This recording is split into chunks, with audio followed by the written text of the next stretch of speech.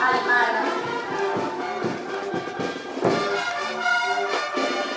Vamos público acompañando con aplausos a esta hermosa Waka Waka.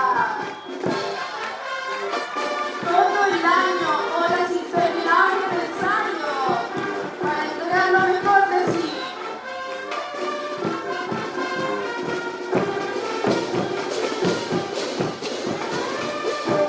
Quiero saludar a las damas que gustan de Elizabeth Flores Calle. Ella tiene 22 años y estudia técnico en el superior en enfermería.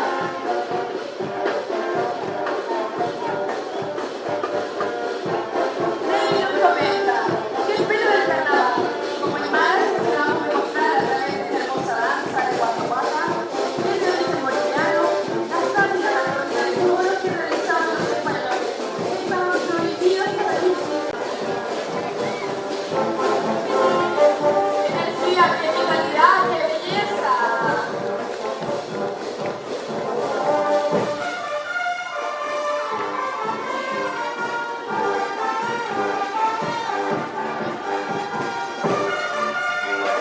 Las lecheras visten a la usanza de la chona, llevando 19 polleras de diversos colores que asemejan al arco iris. Se caracteriza por el movimiento de cadera y como objeto decorativo una jarra de plata, además de una especie de chaquetilla y un rebozo que cubre su espalda.